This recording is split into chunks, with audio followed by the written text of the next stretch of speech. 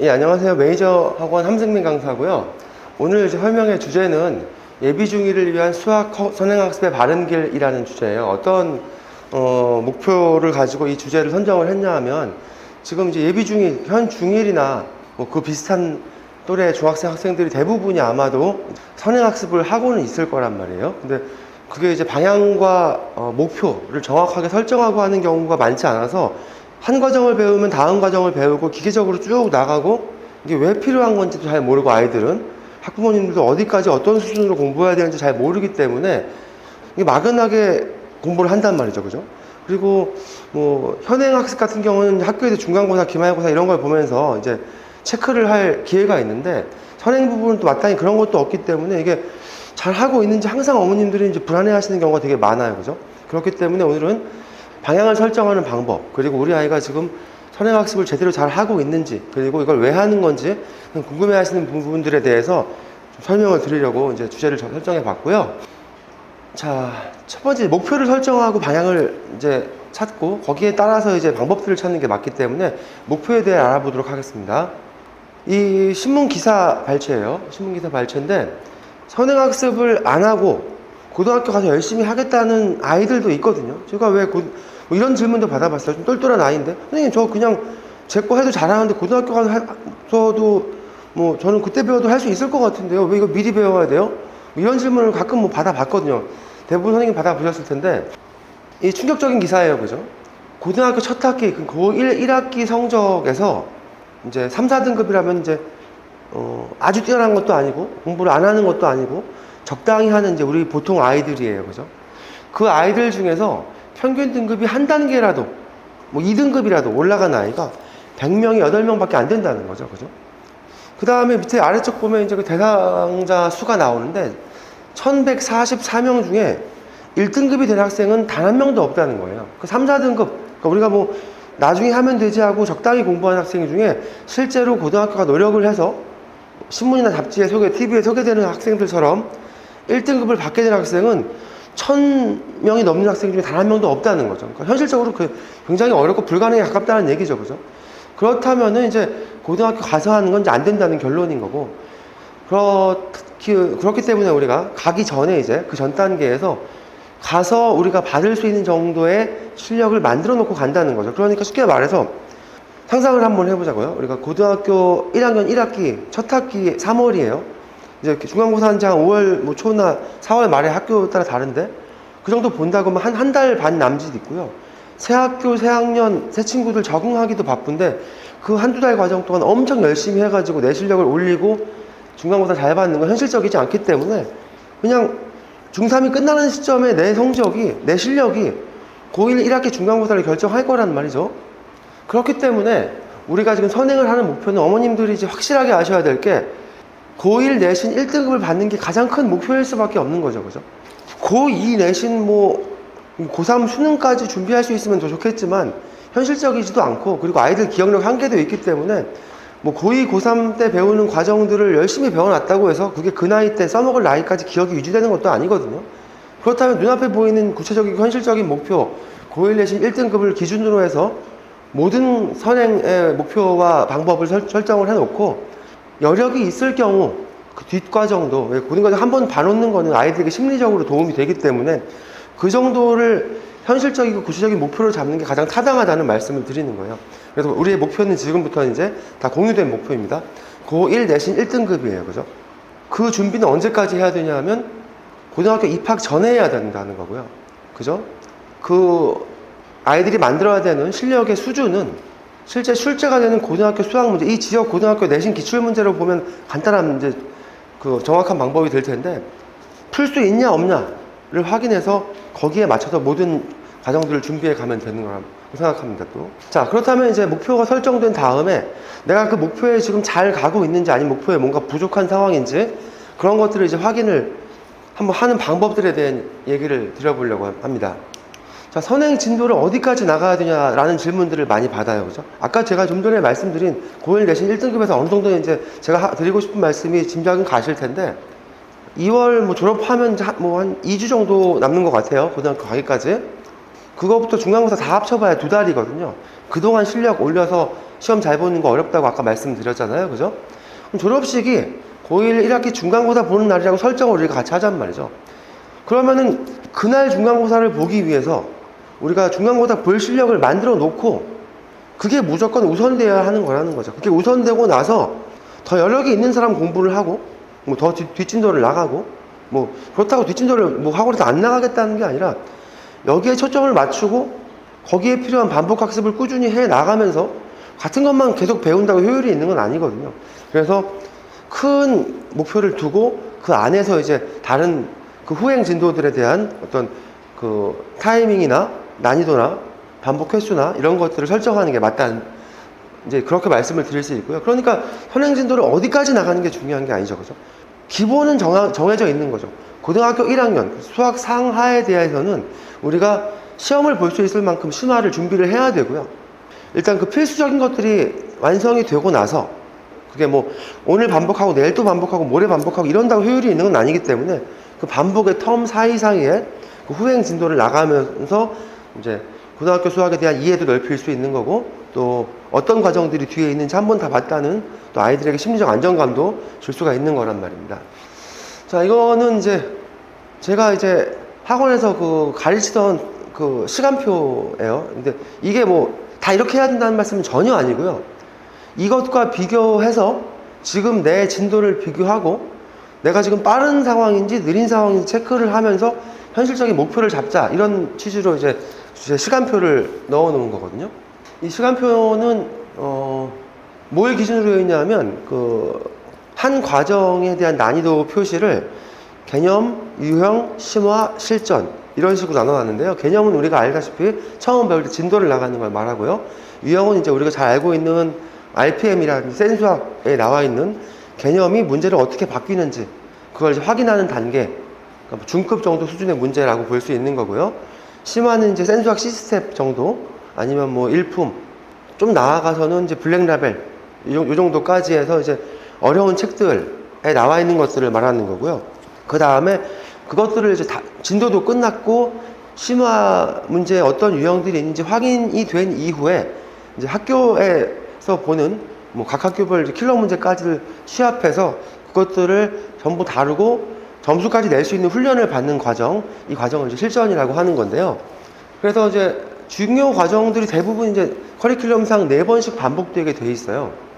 수학상도 지금 이제 요 겨울방학은 중학교 올라오는 겨울방학 말씀드리는 거고 6학년에 중1 올라오는 시점에 수학상을 이제 시작할 수 있으면 좋죠. 보통 요즘 추세가 이제 뭐 빠른 애들은 4학년 정도부터 공부를 시작하기 때문에 중학교 과정 정도는 이제 한번 뭐 제대로 봤다라고까지는 못해도 어느 정도까지는 고등학생들이 많이 있단 말이에요. 그 학생들 같은 경우는 3학년 1학기에서 이제 빠진 부분, 개념적으로 미흡한 부분들을 채워 나가면서 아무래도 초등학교 초등학교 때 배웠던 그 고등 혹은 중등 과정의 그 이론이나 내용들이 완벽할 수는 없거든요.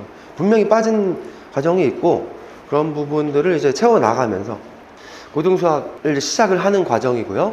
반복을 해 나가면서 차츰 중학교 1학년 정도에는 수학하를 어느 정도 끝내놓는 걸로 그 다음에 2학년 동안은 수학 1, 2 정도가 또 완성이 되고 내신을 챙기면서 또 심화까지 가면서 그 다음에 이제 3학년 때는 이제 미적분 진도 혹은 문과 같은 경우는 이제 확통 같은 경우를 이제 마무리하면서 진도를 마치고 중요한 건 거기까지가 아니라 여기서부터예요. 그렇죠? 여름방학 이후로 이제 그 반년에 가까운 기간을 다른 진도를 제가 안 잡은 게 보이실 거예요.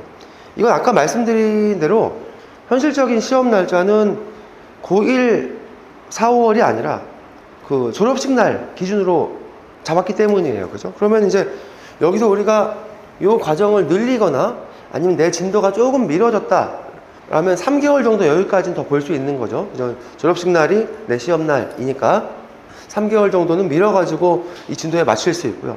만약에 내가 3개월 미루는 걸로도 이 진도에 비슷하게 커버가 안 된다 라고 하면 당연히 고학년부터 차례대로 지워 나가야겠죠. 그죠? 내가 난 이거랑 많이 차이가 나는 것 같아. 난 미적분은 못하겠다. 수2까지만 해야지. 난 그것도 아닌 것 같다. 수1까지만 해야지. 이렇게 내 목표를 기준을 두고 거꾸로 설정을 해 나가는 거죠. 그죠? 그 기준에 시험날, 그죠? 제가 이제 임의로 설정한 기준은 졸업식 날인데 그 졸업식 날을 기준으로 해서 내가 원하는 실력에 고등학교 1학년 중간고사를 잘 볼 수 있는 실력에 못 미친다라는 판단이면 하나씩 지어 나가면서 반복 횟수와 기간을 단축을 시킨다는 거죠. 그러니까 어디까지 배워야 돼요? 선행은 어디까지 해요? 라는 질문 자체가 전 틀렸다고 보고요.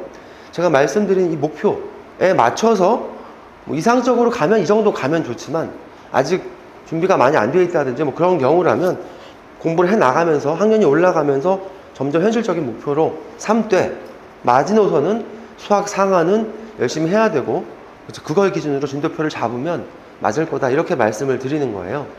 근데 이건 이제 어머님들도 그렇고 이제 학생들하고도 제가 이제 오늘 설명회를 보시고 나서 어머님들이 말씀을 하시는 게 좀 좋을 거라고 생각을 해요. 어머님들도 이제 학원에 맡겨놓고 쭉 나가시는데 학원 선생님들이 뭐 좋으신 분들은 이런 거 다 챙겨가면서 하시는데 그냥 기계적으로 다음 학기 나가시고 하실 수도 있거든요. 그리고 솔직히 강사 입장에서 보면 진도를 나가는 게 훨씬 편해요.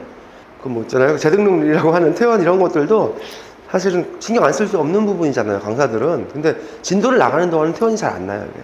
새 걸 배우고 있다는 느낌이 아이들도 들고 또 뭔가 못 따라가거나 안 맞거나 해서 이제 그런 마음이 들더라도 어떻게 되냐 하면 이 과정은 끝나고 나가자. 뭐까지는 배우고 나가자. 이러면서 다니다 보면 또 그 과정 끝나면 또 맞다가 나가 없고 다음 과정 들어가면 또 다니고 뭐 이런 경우들도 있거든요, 사실. 근데 거기서 강사가 이제 어머님들한테 이제 진도를 그만 나가고 얘는 복습을 해야 됩니다. 라고 말하는 게 그 쉬운 일이 아니에요. 그럼 걱정부터 하시거든요, 일단. 이제 서로 이제 합의된 관계에서 최선의 방안을 찾으신다고 생각을 해주시면 좋은데 어떻게 생각하시냐면 우리 애가 잘 못 따라가나 잘 못하나 뭐 학원에 문제가 있나 이렇게 생각하신단 말이에요. 근데 그게 아니라 아이들마다 훈련된 정도도 다르고 수학적 역량이 다르기 때문에 그 아까 말씀드린 공통의 목표를 이루기 위한 과정은 조금씩 다를 수가 있어요. 그리고 아이들이 크는데도 속도가 좀 다르거든요. 빨리 크는 애들도 있고 갑자기 고등학교 가서 똑똑해지는 아이들도 있고 뭐 다양하게 좀 있어요. 그러니까 그렇게 약간 이제 열린 마음으로 봐주시고 강사랑 이런 부분에 협의를 잘 하면서 아이의 최적화되게 좋은 성과를 낼 수 있도록 하는 게 좋을 것 같다는 말씀을 드리고요. 그러시려면 어머님들이 그 진도에 대한 강박이죠. 뭐 옆집은 어디 배우는데 우리는 어디 배운다. 뭐 이런 것들 그죠? 그 아무 필요 없는 그런 거에서 좀 자유로워지실 필요가 전 좀 있다고 생각을 하거든요. 자, 그래서 이건 체크리스트 간단하게 적어봤는데요. 방금 이제 그 창을 제가 오래 띄워드렸고 필요하시면 다시 한번 띄워드릴 수도 있는데 뭐 사진을 찍으셔도 좋고요. 저 표에 맞춰서 지금 진도 상황을 확인을 해보시고 우리 애가 지금 저 표 정도는 하는구나. 아니면 오히려 더 빨리 했는데 저 표가 어떤 애들이냐면요. 제가 이제 과거나 영재고 가는 아이들을 이제 대상으로 수업을 오래 했거든요. 그러니까 뭐 최상위권 아이들이에요. 그런 아이들 중에서 잘 따라오는 아이들이 저 진도를 무난하게 소화를 하고 전국권 자사고 뭐 정도를 가거나 과거 정도를 가더라도 이 수준에 못 따라오고 가는 아이들도 좀 있어요. 그러니까 이건 좀 이상적인 좋은 진도다라고 생각을 하시고 보면 될 것 같거든요. 그러니까 거기에 비교해서 느리다고 걱정하실 건 아니고 저기서 지금 진도 확인하시라는 건 목표와 그 세팅을 하기 위해서인 거죠. 그래서 저 비교해봐서 우리 애가 좀 더 빠르다, 느리다, 적당하다. 좀 더 빠르다면 왜 좀 더 빠르지? 우리 애가 정말 그렇게 잘하나? 영재고 갈 만큼 잘하나? 아닌 것 같은데? 의심을 가져보셔야죠. 그죠? 얘가 혹시 지금 그 진도만 나가고 맹탕인가? 물론 아주 잘하고 있는 걸 수도 있죠. 그런 경우 칭찬해 주시면 되는 거고 한번 기준이 될 수 있다는 거죠. 그죠? 너무 빠른가? 왜 빠르지? 반복을 덜 했나? 이해가 덜 됐을 수도 있겠네. 이렇게 어머님들도 직관적으로 아실 수가 있는 거죠. 잘 가고 있다. 그리고 성취도 좋다. 그럼 이상적인 상황인 거고 말씀드린 것처럼 우리가 좀 진도가 느린 것 같다. 그러면 현실적인 목표를 약간 수정하실 필요도 있다라는 말씀을 드리는 거고요.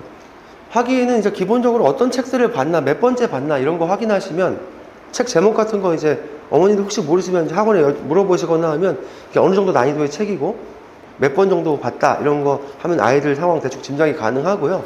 또 비슷하게 공부를 해도 성취도는 다르고 아이들 열심히 하거나 머리도 다르기 때문에 저희 학원에서 이제 뭐 그 진도별 테스트를 한번 실시해 보신다든지 이런 객관적이고 비교 데이터군이 있는 방법으로 성취도 점검을 해보시는 게 좋을 것 같아요. 왜냐하면 뭐 족보닷컴이나 이런 데서 모의고사 출력해가지고 테스트 보실 수도 있는데 그거는 큰 의미가 없어요.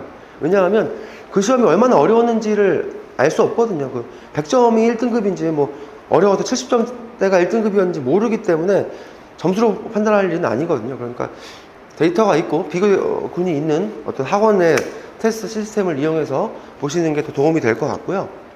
만약 성취도가 별로다, 진도가 느리다, 그러면 이제 그 구체적이고 그 근본적인 원인을 좀 해결을 해야 되겠죠. 그죠? 우리가 이거 학습 습관이 어떻게 되어 있나, 노트를 쓰는, 중학교 1학년이면 이제 노트 쓰는 거 정도는 잘 하고 있나, 꼼꼼하게 푸는 훈련은 되어 있나, 그죠? 공부할 마음가짐은 되어 있나, 이런 부분들 체크를 하시고, 그 체크를 해서도 이제 남은 기간에 현실적인 목표, 아까 수학 상하라는 필수적인 부분을 넘는 부분에 대한 현실적인 목표를 우리가 잡는데 도움이 될 수 있는 거, 짐작을 해볼 수 있는 거죠. 그죠? 지금까지 노트도 잘 못 쓰고 공부도 안 했는데 오늘부터 잘할 거라고 짐작하실 수는 없고, 또 잘해온 애라면 얘는 지금 진도가 좀 느리지만 성실하고 열심히 잘하니까 이 정도 할 수 있겠다, 뭐 이런 식으로 잡아 나갈 수가 있겠죠. 그죠? 그래서 이런 체크를 한번 해보시고, 필요하시면 이제 저 학원 강사들의 도움을 좀 받으시고 확인을 정확하게 하신 다음에 구체적인 목표를 설정을 하고, 또 중요한 건 이 목표를 아이랑 공유를 해야 돼요. 아이들은 지금 제가 말씀드린 내용을 모르거든요. 그냥 엄마가 가라니까 학원 가고, 왜 하는지도 모르고 앞과정을 하면서 왜 이렇게 어려운데 내가 이걸 해야 되지? 뭐 이런 생각하고 있는 애가 훨씬 더 많으니까요. 네가 이런 이유로 미리 해둬야 되고, 그래야 네가 원하는 걸 할 수 있다. 원하는 게 아직 없다면 생겼을 때 할 수 있게 되어 있는 상황이 된다. 이런 설명을 충분히 해 주셔야 될 것 같고요. 자, 그 다음에 이제 올바른 수학 학습법에 대한 얘기예요. 그죠? 이제 지금까지의 잘 해오고 있는 상황이라면 뭐 아이도 열심히 했을 거고 좋은 도움을 받았을 건데, 아까 말씀드린 그 목표와 불안함을 느끼신다든지, 아까 타임테이블과 좀 많이 떨어져 있다든지, 그렇다면은 제가 뭔가 수학을 그동안 공부해 오에 있어서 부족한 부분이 있지 않았나 확인해 볼 수 있거든요. 그래서 제가 생각하는 가장 효율적이고 좋은 수학 공부법에 대해서 간단하게 설명을 좀 드릴게요. 자, 0.1% 수학 학습법이라고 이름을 붙여봤는데요. 최상위권이 되기 위한 방법이라는 뜻이에요. 그러니까 단순하게 예를 들어 문제집을 많이 보고 횟수를 반복하는 방법으로 공부를 하는 아이들도 있고, 또 그걸 지향하는 학원들도 있거든요, 분명히. 근데 물론 사람이 많이 반복해서 깨달음을 얻는 것도 분명히 좋은 방법일 수 있어요. 근데 어떤 챙겨야 될 게 많고 공부할 게 많고, 또 효율성 면에서는 양치기라고 하죠. 양치기로 공부하는 건 약간 이제 시대가, 저희 때는 그렇게 했거든요. 저희 때는 이제 외부적인 그 전문적인 도움을 받을 방법이 없었어요. 그죠? 제 기억에 학교 선생님도 그냥 그렇게 성의 있게 가르쳐 주지 죄송한데 그랬던 것 같고, 스스로 터득하는 방법밖에 없었죠. 그죠? 근데 지금은 그렇지가 않거든요. 그래서 개념에 대한 정확하게 이해, 이것도 이제 저만 해도 그래도 수학을 꽤 잘하는 편이었는데도 시험을 보러 가는 수능 시험 당일도 제가 개념을 잘 몰랐던 것 같아요. 반복해서 문제를 풀면서 나름대로의 이런 건가? 정도는 있었는데, 그걸 이제 완성을 못하고 시험을 봤던 것 같고, 그냥 반복해서 문제들을 많이 기억해 놓으니까 그 제가 기억해 놓은 문제들을 토대로 문제를 풀었던 것 같거든요.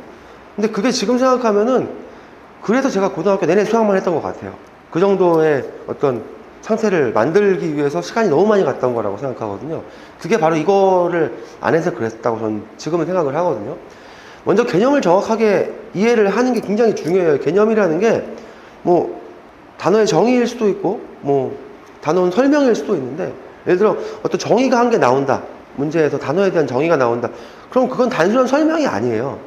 보통 어떻게 되겠냐 하면, 특히 도형 파트 같은 경우에 정의가 하나 나오면 그 도형의 성질을 설명하는 정리나 그 성질들이 나오거든요.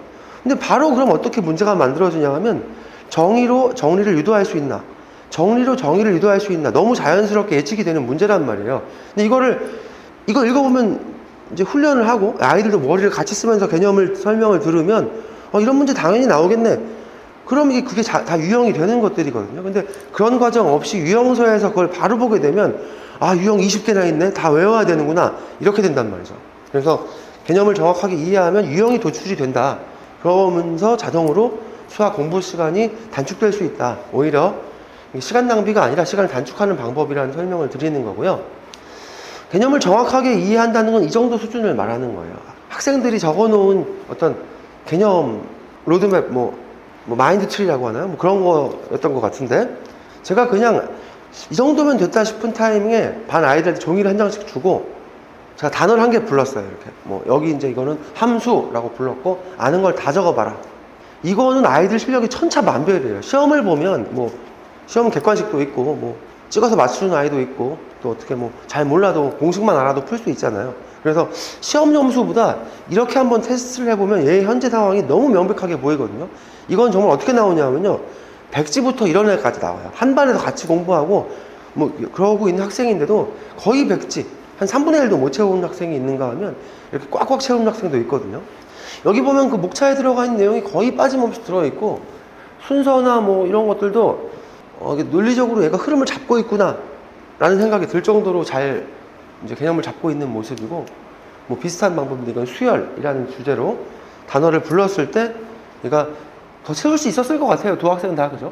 종이가 꽉 차가지고 그만 쓴 것 같은데 여기만 봐도 단어에 나오는 어떤 필수적인 내용들, 원리 잘 나와 있다는 걸 알 수 있죠. 그죠?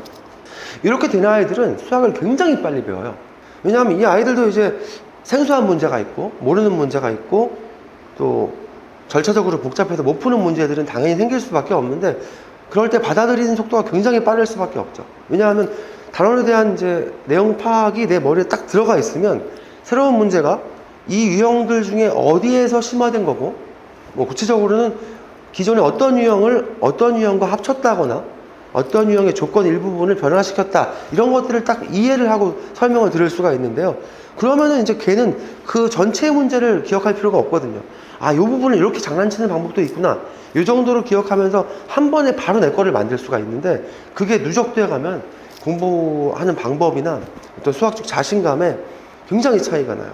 제가 요런 것들을 이제 가지고 사례가 저희 학원 홈페이지에 제가 이제 강사 인사말에 적어 놓은 게 있는데, 안 보신 분들도 있으니까 잠깐 설명을 드리면, 제가 이제 그 상산고등학교라는 그 자사고 준비하는 이제 반에서 자기소개서 쓰고 또 면접 준비, 상산고는 면접을 이제 수학적인 구술 시험으로 보거든요. 그래서 그것들을 준비하는 반을 이제 면접 대비반이라고 하죠. 그걸 이제 수업을 했었는데, 거기선 수학을 그렇게 많이 하지 않아요. 왜냐면 상산고가 물어보는 것들이 이제 교과과정 안에서 물어봐야 되거든요. 면접을 볼 때 구술 수학 질문이 고등과정을 물어보는 게 안 되게 돼 있어요. 중등 안에서 물어보게 돼 있으니까, 중등 심화 과정에 대해서 이제 구술로 할 수 있는 것들이 한정해서 물어보니까 제 입장에서 예상이 좀 가능했어요. 그것들이. 왜냐하면 뭐 도형에 대해서는 예를 들어 그림 없이 말로 물어볼 수 있는 게 한정적이고, 물어볼 수 있는 것들이 있고 없는 것들이 있고, 제가 나름 추려가지고 그것들을 이제 준비해서 수업을 시켰는데, 그러니까 거기는 그래도 그 상산고를 가려는 애들이니까 우수한 아이들이고, 제가 뭐 새로운 걸 가르쳐 준 건 없을 거예요, 아마. 뭐 접근 방식이라든지 문제를 해석하는 방법, 문제의 힌트가 말로 바뀌는 과정, 이런 걸 설명을 주로 했거든요. 왜냐하면 중학교 문제들은 거의 풀 수 있는 애들이었기 때문에 그런 거 위주로 설명하면서 애들이 좀 재밌어 하길래 저도 기분이 좋아서, 봐, 수학 쉬운 거야. 제가 이 말을 그 반에서 많이 했어요. 근데 수학 쉽다고 선생님들은 쉬우니까 자주 말씀하시는데, 애들은 그걸 그냥 선생님의 그냥 격려, 뭐 이렇게 뭐 안심시켜 주려는 목적으로 듣기 쉬운데, 제가 말하는 방법이나 제가 하는 걸 잘 유심히 보고, 아마 그 아이가 그랬던 것 같아요. 저 사람은 진짜 수학 쉽게 하네? 이런 생각을 좀 했던 것 같아요. 그래서 이제 그 아이가 이제 면접 과정이 끝나고 고등학교에 이제 붙어서 이제 상산고등학교는 이제 들어가서 아마 한 학기 끝날 때 정도에 아마 상산고 내부 수학 경시대회를 보는 걸로 알고 있는데, 제가 그 아이가 우수하긴 했는데 그 정도까지는 아니었거든요. 엄청 잘한다까지는 느낌은 아니었는데, 걔가 이제 그 수학 경시대, 교내 수학 경시대 전교 1등을 했다는 거예요. 그래서 제가 어떻게 알았냐면, 연락이 왔어요, 저한테. 이제 선생님 뭐 감사합니다, 선생님 덕분에 뭐 이번 경시대회 전교 1등 했습니다, 이렇게 왔는데, 제가 이제 이름을 보니까 그 저장이 안 된 번호였어요. 제가 가르치는데 전부 저장을 하거든요. 그러니까 이제 제가 모르는 제 학생이 없을 텐데, 번호가 바뀌었나 해서 물어봤더니, 저 누굽니다 하는데, 얘는 면접반이었던 거예요. 저희 수학반이 아니라 면접반이었기 때문에 거기 애들은 이제 개인적으로 연락할 일이 없어가지고 제가 번호를 안 가지고 있었거든요. 그래 고맙다. 근데 너는 이제 같은 학원 내 다른 반에서 수강을 하고 있었어요, 걔가. 그래갖고 이제, 야, 내가 아니라 너네 선생님한테 고맙다고 해야지. 그랬더니 걔가 딱 하는 말이, 수학 배운 것도 배운 건데 저는 선생님한테 수학이 쉽다는 걸 배웠고, 그게 이제 제가 학교 가서 한 학기 동안 수학을 공부할 때 반복적으로 확인하면서 확신이 생겼다. 이제 무슨 문제를 봐도 풀 수 있다는 확신이 생겼다. 그리고 내가 못 푼다면 지식을 채우기만 하면 나 언제든지 풀 수 있는 사람이 되었다는 확신이 생겼다고 하더라고요. 그래서 그게 너무 고마웠고, 자기는 앞으로도 수학을 못할 수가 없을 거라고 말을 하더라고요. 이제 굉장히 고마웠던 기억인데, 그 아이에게 제가 가르쳐 준 게 그런 거였거든요. 이제 접근하는 방법, 해석하는 방법, 문제풀이는 거의 알려주는 게 없어요. 뭐 진도를 아예 안 나갔기 때문에 그 반에서. 그런 것들에 대한 접근을 이제 요 다음 단계에서 개념을 잡고 나면 선생님들한테 학원에서 배우는 건 오히려 그런 것들이죠. 그죠? 뭐 단순하게 문제를 푸는 방법이 아니라, 그건 이제 해설지에도 나와 있고 뭐 인강 봐도 충분히 많이 찾을 수가 있는데, 왜 그 문제에서 그 해설이 떠올랐고 문제의 어떤 구조들이 자연스럽게 그렇게 풀이를 향해 가게 만들었는지, 그런 부분을 이제 위주로 많이 설명을 했던 것 같고, 예. 그리고 개념을 정확하게 아는 게 결과적으로 도움이 많이 된다. 손해가 절대 아니다. 시간적으로도. 그런 말씀이고요. 자, 반복 얘기인데, 이건 상위권이 될수록 더 그런 거죠. 그죠? 상위권이 될수록 만점을 목표로 하는 아이들이기 때문에 실수라는 것도 이제 허용이 안 되는 거고, 실수를 안 하려면 반복을 엄청 해야 돼요. 왜냐하면 아무리 똑똑한 애들도 생소한 문제는 틀릴 수 있고, 생소한 문제 푸는 그 과정에서 하나만 뺏길 때도 수학은 오답이 나오기 때문에 읽으면 해석이 돼야 되는데, 읽고 바로 해석하려면 많이 눈에 익히는 수밖에 없죠. 반복 얘기는 뭐 아무리 반복해도 지나치지 않고, 저희 학원 같은 경우도 그래가지고 이제 반복을 시스템 안에 이제 넣었어요. 그래서 과제할 때도 오답을 하는 과정이라든지 풀고, 또 교재에다가 문제풀이를 못하게 하는 이유도 그거예요. 교재에다 문제풀이를 하면 다음에 볼 때 뭐가 써있으니까 반복이 어렵단 말이죠. 그래서 교재에 못하고 노트에 풀게 하는 이유도 마찬가지고, 반드시 오답을 하게 하는 것도 마찬가지고, 저희 이것도 저 테스트 보는 것들도 마찬가지. 테스트를 보는 것도 저희 이제 불합격을 하면 재응시를 해야 되거든요. 재시험을 봐야 되는데, 그런 것도 마찬가지예요. 그러니까 반복해도 될 때까지 보다 보면 이제 기억이 나게 되어 있는 거죠. 그죠? 이 과정이 있어야 만점에 가까운 아이가 만들어진다. 좀 자세히 말씀드릴 기회가 있으면 저 반복에 대해 나중에 또 말씀을 드릴게요. 자, 요거는 이제 반복의 효과를 나타내는 에빙하우스의 망각곡선이라는 건데요. 일정 주기로 이제 기억이 사라질만 할 때마다 한 번씩 반복을 하는 게 기억력 유지에 도움이 되는 것 뿐만 아니라, 궁극적으로는 이 반복 횟수가 4회 이상이 되면, 장기 기억 상태가 되면 이제 우리가 안 까먹는 것들이 있죠. 왜? 머릿속에 이제 남아있는 것들. 저는 이상하게도 막 초등학교 때 제 친구들 이름이 다 기억이 나거든요. 그리고 반 애들 이름이 다 기억이 나요. 그리고 뭐 저희 가족들 친구 이름도 기억이 나거든요. 워낙 많이 들은 이름들이라 그건 평생 기억이 나는 것 같아요. 그런 상태, 장기 기억 상태를 궁극적으로 만들어서 이제 안정적인 수학 실력을 만든다는 뜻이죠. 전략적 입체적 학습. 이제 오늘 드린 말씀의 핵심일 수도 있어요. 그죠? 저희가 이제 전략적이라는 것은 고1 1학기 내신을 완성하자. 입체적 학습이라는 것은 이제 거기 위해서 다양한 방법들을 쓰자. 최적화된 방법을 쓴다라는 거고요.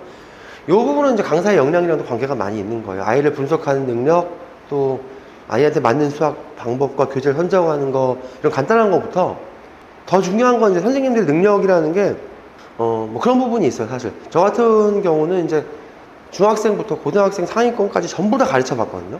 뭐 특목고 영재고를 준비하는 중학생도 가르쳐 봤고, 상위권 고등학생, 그리고 걔들이 그 이제 입시 전까지 고3까지 가는 과정에 상위권 아이들 전부 다 가르쳐 봤어요. 학원을 이제 다니면서. 근데 그러면서 이제 제가 생긴 게 뭐가 있냐면, 뭐 수학적 지식 이런 거 말고는 어떤 게 이제 제가 이제 다른 강사들에 비해 난 이건 자신 있다라고 생긴 게 뭐가 있냐면, 얘를 보면 얘 몇 년으로 알 수 있어요. 중학교 애가 얘가 몇 년 후에 어떻게 커 있겠구나. 다 봤으니까요. 그죠? 또 고등학교 애가 있으면 얘 중학교 때 이렇게 공부했겠구나. 이 모습들이 그려지거든요. 다양한 아이들의 그 연령대를 봤기 때문에 그게 그려지는 건 굉장히 장점일 수가 있어요. 제 강사로서의 어떤 업무를 수행하는 데 있어서. 그죠? 얘 지금 바로 잡아야겠다. 잘하고 있다. 이런 판단들과 진도가 맞다. 어디까지 갈 수 있다. 이런 판단. 이런 부분들은 어머님들이 아마 하기 힘드실 거고, 또 더더욱 애가 하나밖에 없으시거나 첫째를 키우신다면 이제 어머니 짐작은 이거는 좀 어려우실 거예요. 저희도 뭐 1, 2년 해가지고 이게 생기는 게 아니거든요. 진짜 다양한 학년에 많은 아이들을 가르쳐 보고, 그러면서 이제 그 아이들의 커가는 과정을 짐작할 수 있는 부분이라, 최적화된 방법으로 공부를 한다라는 말씀을 드리는 거고요. 그래서 결국은 이제 고1 1학기 내신 또 고등학교 내신을 완성을 하고 수능 단계까지 해서 이제 이거 마지막 이 문항은 이제 수능에 대한 얘기예요. 수능에 어려운 문제가 그렇게 많이 나오지 않거든요. 한 해에 좋은 문제, 세 문제 이 정도 나오는데 그 문제들을 풀기 위해 우리가 최적화된 방법을 통해서 6년, 오히려 요즘 초등학교 때부터 하면 8년일 수도 있는 그 긴 기간을 준비를 하는 건데, 예, 이 부분은 이제 좋은 강사를 찾아서 배워라. 다 똑같지 않다. 왜냐하면 다음 진도를 나가지고 수학을 가르쳐 줄 사람은 엄청나게 많지만 아예 그 장래와 가능성을 이제 보고 설계해야 할 수 있는 사람은 그렇게 많지가 않기 때문에 그런 부분에 대해서 이제 말씀을 드리는 거고요.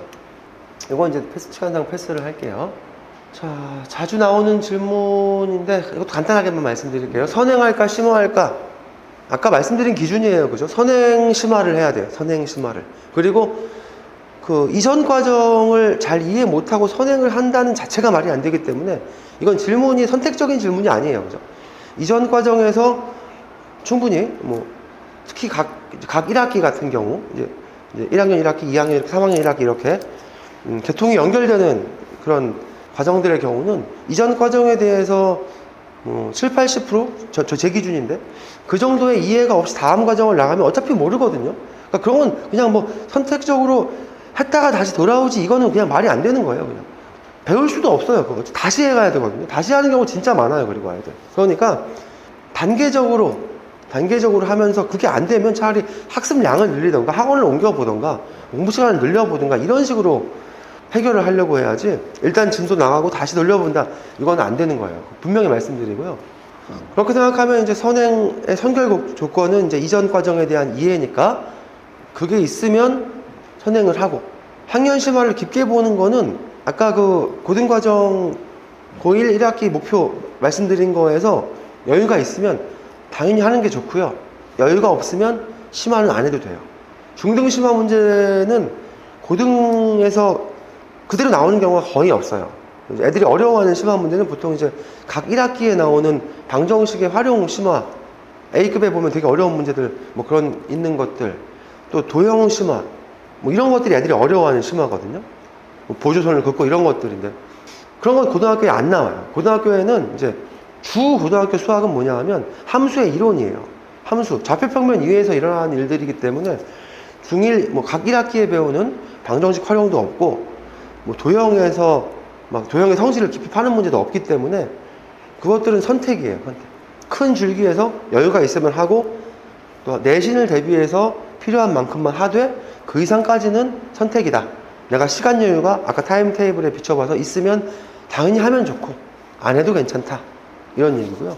시간 실력 오르면 빨라진다 라는 말씀 드리고 싶어요. 이게 굳이 빠르게 풀려고 연습해서 빨라지는 건 아닌 것 같아요. 걔가 빠르게 풀 수 없으니까 느린 거거든요. 근데 걔가 어떻게 빨리 일부러 풀겠어요. 그러니까 50분 시험 내에서 학교 시험 대비로 시간 관리를 한다.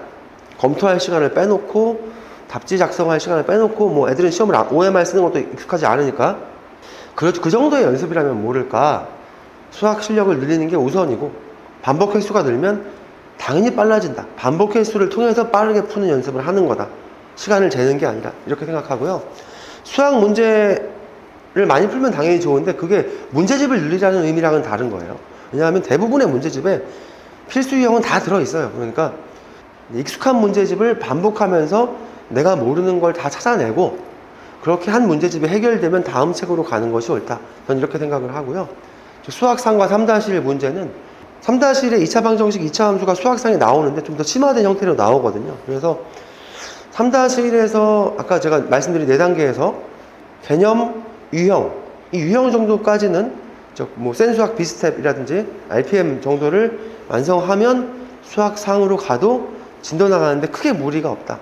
어차피 3-1 심화책에는 수학상에 있는 문제들을 가져놓은 경우가 많다. 이렇게 제가 자주 이제 들은 질문들에 대해서 답변을 드릴게요. 제가 이제 시간을 또 많이 썼는데, 오늘 드리고 싶은 말씀은 이제 다 이제 핵심은 이해하셨을 거고, 모든 강사가 목표가 같진 않을 거예요. 근데 저는 저게 목표예요. 제 수업의 목표는 고1 1학기 동안 안 까먹고 실력 유지만 하고 그냥 하루에 2-시간 정도 다른 것도 챙기면서 그냥 수학 감을 유지하면 나는 고1 내신을 볼 수 있는 상태로 졸업식 날, 보통 2월 14일쯤 되죠, 그죠? 그 졸업식 날 우리 아이가 완성되어 있는 거, 그게 제 목표예요. 그리고 아이가 그걸 하고도 능력이 남고 여력이 있으면 그 이상 진도를 확보하는 거고, 아이가 그게 빡빡하면 얼르고 달래고 열심히 시켜서 거기까지는 만들어 놔야 된다. 이제 제가 그저 생각하는 그 목표고요. 앞으로도 이제 뭐 개별적 판단에서 모든 다 저한테 물어보실 건 아니니까 헷갈리실 때가 있을 거예요. 그럴 때 저 기준을 잡으시면 돼요. 저 기준을 잡고 저 기준에 방해가 되는 행동이면 오답이고요. 도움이 될 것 같으면 정답이다. 뭐 이렇게 생각하시면 될 것 같습니다. 예, 그래서 쭉 드린 말씀이니까 생각할게요. 저기 진도 빨리 나가는 거 아무 의미 없다. 그리고 그 입시 트렌드, 문제 출제되는 방식도 계속 바뀌니까 봐야 된다. 이런 얘기고요.